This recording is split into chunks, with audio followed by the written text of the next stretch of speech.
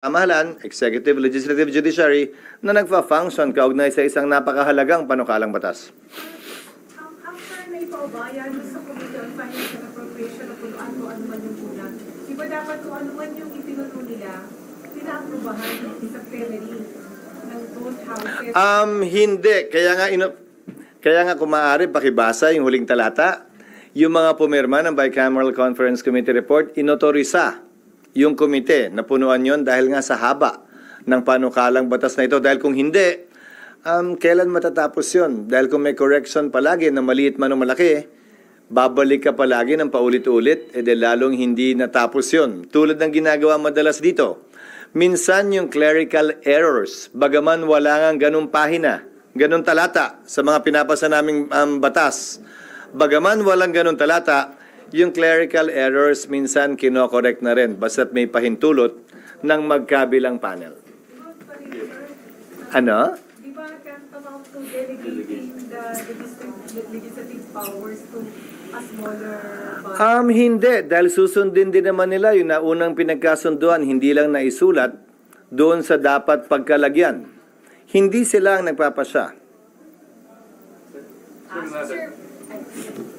so basically, kung ano man po yung ipinunan nila dun sa mga blanco, napag-usapan na rin yun sa BICAM? Yun ay sang-ayon sa pinagkasunduan at napag-usapan, hindi nga lang na-reflect at nalagay doon. Gaya ng sinabi ko, bilang pagkilala doon, yung talatang yon ay sinulat doon at hindi yan ang unang pagkakataong nakalagay yan. Sa mga nagdaang BICAM report, nandun din yan. Sa mga pagkakaroon ng questions, hindi ba yung reflective na haphazardly done yung budget? Actually, para sa akin, unfair comment at accusation yun, lalo na sa bigat ng trabahong pinagdaanan, hindi lamang ng mga chairpersons at mga vice chairpersons ng Senado o ng Kamara, pero pati ng staff ng Senado at ng Kamara. Para sa akin, mas hudyat o simbolo yan kung gaano nakainit ang politika sa ating bansa, na bawat isang bagay na lang, malaki man o maliit, ay pupunahin, dadalhin sa korte, rereklamuhan at ipepreskon. Pero bahagi yan ng sistema natin ng demokrasya sa ating bansa. Hindi yan dapat kinakatakutan. Hindi yan dapat tinatakbuhan palayo. Hinaharap dapat yan. Dahil ika nga, dapat lamang naman lahat ng opisyal ng pamahalaan sumagot sa katanungan at maging accountable sa anumang ginawa o hindi nila ginawa. At sa dulo, kung hindi magkasundo, korte ang magpapasya kung ano at sino nga ba ang tama o mali, merong pagkukulang o wala. But how confident are you, sir, na hindi ito ma-declare na unconstitutional? Take two na naman to eh. Sinagot ko na yan noong nakaraan eh. Kung sakasakali, ito ang kauna. Walang kulang sa General Appropriations Act. Ang kino-question bilang unconstitutional ay batas, hindi report. Ito ang kauna-unahang pagkakataon kung sakasakali na may madedeklarang unconstitutional na report. At dahil doon, yung batas din ay unconstitutional. There's always a first time, pero hindi ko pa nakikitang nangyari yan. Pero sir, ang tamang proseso, kapag na-ratify na, touch move na dapat, wala nang baguhin.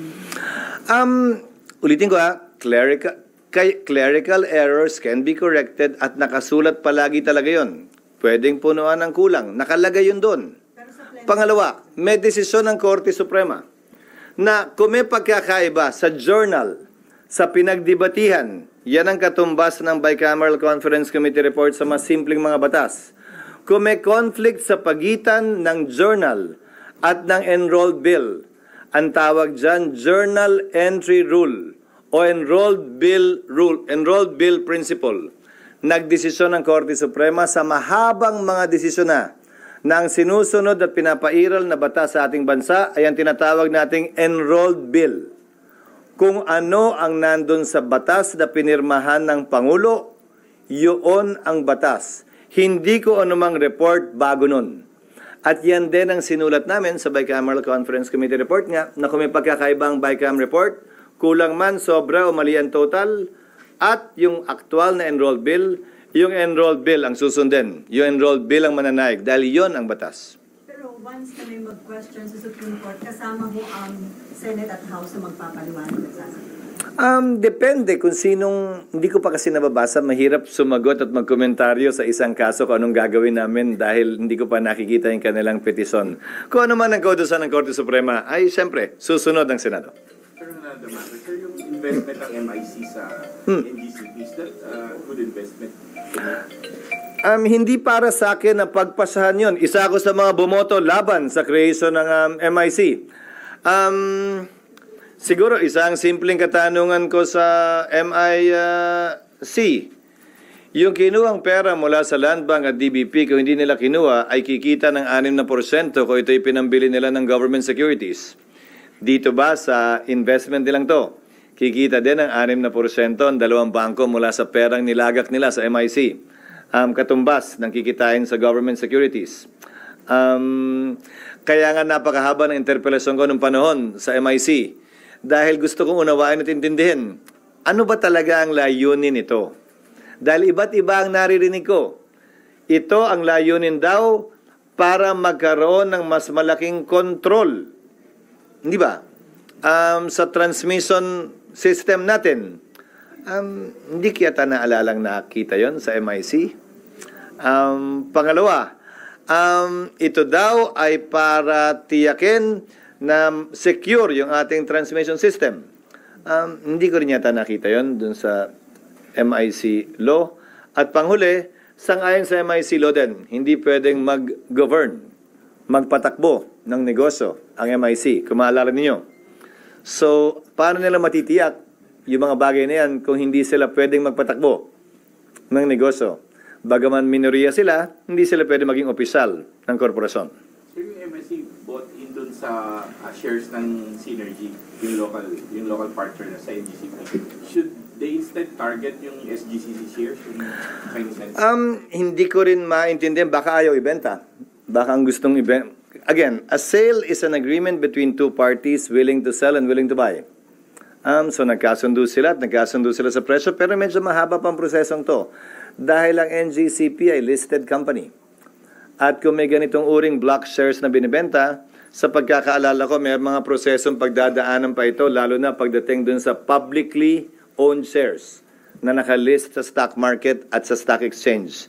Sa pagkakaalam ko, kailangan bigyan din sila ng karampatang offer, maliban na lang kung ito'y hindi common shares at preferred shares. Hindi ko pa kasi nakita yung detalye. Kung preferred shares ito, edi walang voting. Kung sakasakali, rights yun. Depende rin sa kasunduan at bylaws at constitution ng NGCP na hindi ko din gaanong kabisado dahil nung abogado ko, hindi ko sila naging kliyente. Hindi nakikita niyo yung impact sa atin ng decision ni Trump na isuspend yung mga foreign assistance? Kabilang ba ang Pilipinas sa mga sinuspinde? Parang hindi ko yata narinig. Nakalagay na almost all. Ang pagkakaunawa ko sa kanyang sinabi, pinapa-review niya lahat at pansamantala ay suspendido muna. Hindi ito pinal na desisyon.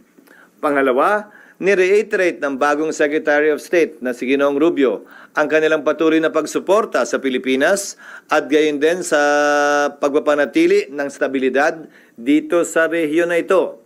At pangatlo, hindi may kakailangan ng mga salita na binitiwan ni Pangulong Trump noon man o ngayon na ayaw niya ng gera, nakakagulo lang ang gera, walang magbebenepisyo sa gera, maraming magdurusa sa gera, at sana yung polisiyang yon ay tunay ngang mapatupad niya sa buong mundo bilang pinakamakapangyarihang bansa sa mundo. So bilang big brother, sa tingin niyo hindi ititigil ng US yung kanilang foreign assistance? Tingin ko hindi, pero bawasan man o gawing mas efficient, posible. Tingnan niyo na lamang ang ginawa niya sa WHO. Mula $500 million, nakatawad sa naging $39 million. Sinong tatanggi nun? At ayon nga kay Trump, America first, panahon naman na siguro talaga, nagastusan nila at pagtuunan nila ng pansin yung mga problema nila sa loob ng bansa nila. At hindi yung parang pinakailaman na nila lahat at yung sarili nilang bansa ay hindi.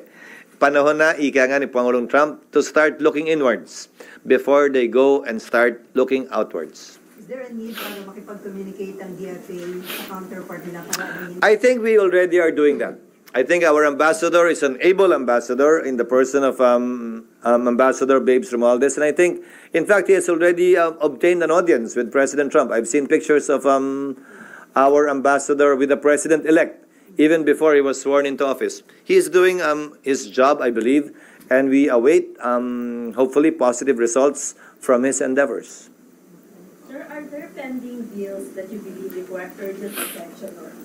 Well, may sinertify si Pangulong Marcos na BARM election postponement. Kinlose na yung interpellation kahapon at inaasahan namin na yan ay maaprubahan ng second reading ngayon para ma-third reading namin next week na hindi na ginagamit yung certification. Pero kung kinakailangan, gagamitin namin yung certification at nakausap ko na rin si Senate Minority Leader Pimentel. Kinikilala naman niya na urgent talaga ito dahil kailangan pagpasahan one way or the other. Kung ipopostpone nga ba yung BARM elections o hindi bago kami mag-adjourn. Dahil pag mag-adjourn kami, wala nang sapat na oras para ito'y i-reset pa, kung yan nga ang pasya ng mayoriya, pag-resume namin sa May 20. Tapos na election. So 3 months, not 1 year. Sa ngayon, may amendment yata na gagawing 5 buwan yung postponement. Hindi pa rin 1 taon. 3 buwan, hindi 1 buwan. At ang pangunahing rason, ayon na rin sa security officials natin, ay para hindi masyadong manipis yung pagkakalatag ng security forces natin kung isasabayan sa panahon ng regular elections.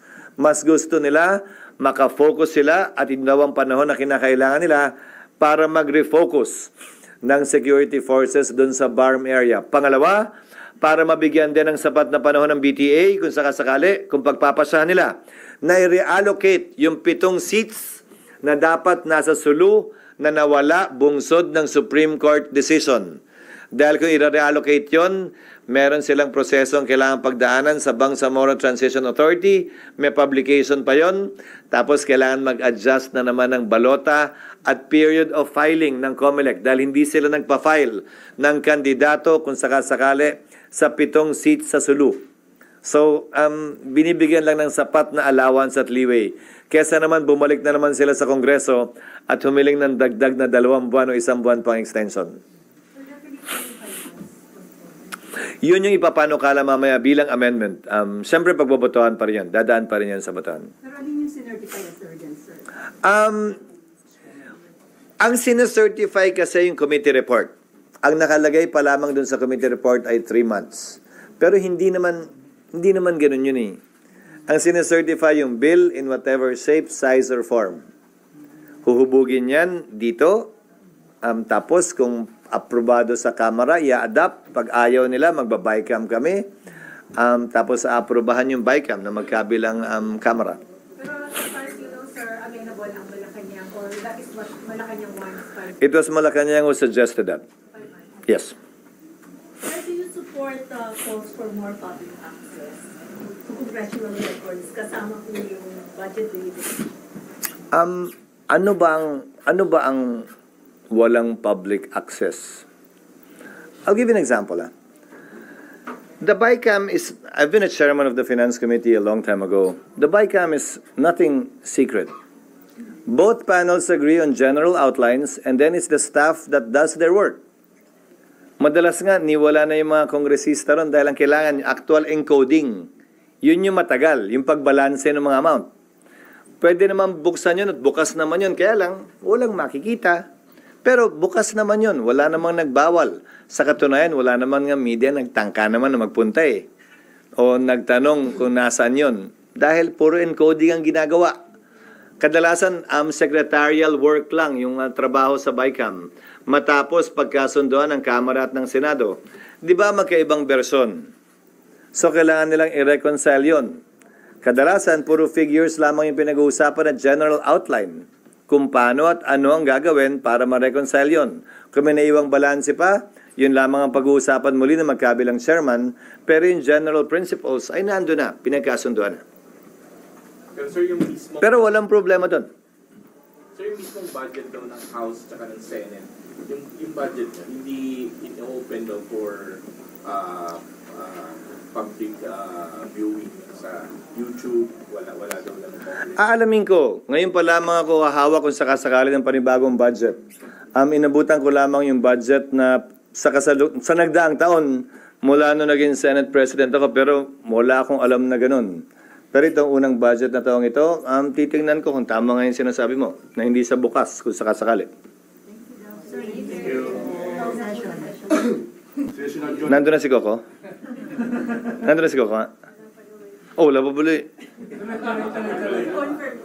Sir, yung utilization, okay na? Ha? Yung right sizing, May mga hahabulin muna kami today kasi holiday bukas na mas-second reading namin. Yung right sizing, kaya pa naman namin mas-second reading next week siguro. Tapos hopefully, kung may botohan, third reading pag-resume namin. May 6 na session days pa naman kami. Ano? sir, Pero only yun, wala with siya. one wall. Sir, hello? Wala. Yung right sizing, wala. Tsaka tingin ko, Pero sa kanila galing. sa kanila galing yun. Pero walang certificate. LEDAC bill yun. LEDAC bill yun. Yes, ma'am. Only the one mo, yung nag-grant po ng Mhm. Filipino citizenship kahapon. Sabi po ni Senator sa imbes na grant na ng Filipino citizenship, dapat ini-investiga because of this alleged overrides. Well, pwede niyang gawin yun. Nagbotohan ng Senado kahapon, nagbotohan ng Kamara, bumoto sa laban doon. Karapatan niya yun at ginagalang ko yun. Pero ba't na-approve agad, sir, kung may mga ganong red flag dun sa Bawat panukalang batas, hindi naman lahat sumasang-ayon, ikaw naman. At hindi porkit may reserbasyon, ay siya na masusunod. Kaya nga demokrasya at mayoriya ang sinusunod. Pinagpasa ng mayoriya na hindi sumasang-ayon sa kanya. Or wala namang pumipigil na mangyari at gawin yon kahit na may basehan man o wala. SP last na yung SCA, may pending pa ba kayo si PCO Secretary? Anong pinag-uusapan natin? CA, Hindi pa nagsasubmit. Iniintay namin. Kaya wala kaming hearing ng CA ngayong linggong to. Pero karamihan ay military officials, foreign affairs officials, at yung secretary ng Space Agency. Dahil sumulat kami sa Executive Secretary's Office, Office of the President, dahil sang-ayon sa batas, dapat dumaan siya ng confirmation proceedings. At sinumite na nga ng ES Office at OP yung kanyang mga papeles for confirmation by the Commissioner on Appointments. So siya siguro yung secretary level na dadaan sa amin. PCO, si Chavez. Wala pa. Hindi ko alam. Wala pa yata sa amin. Wala pa akong balita. Hindi ko nakita sa listahan kahapon. Bye-bye. Thank you.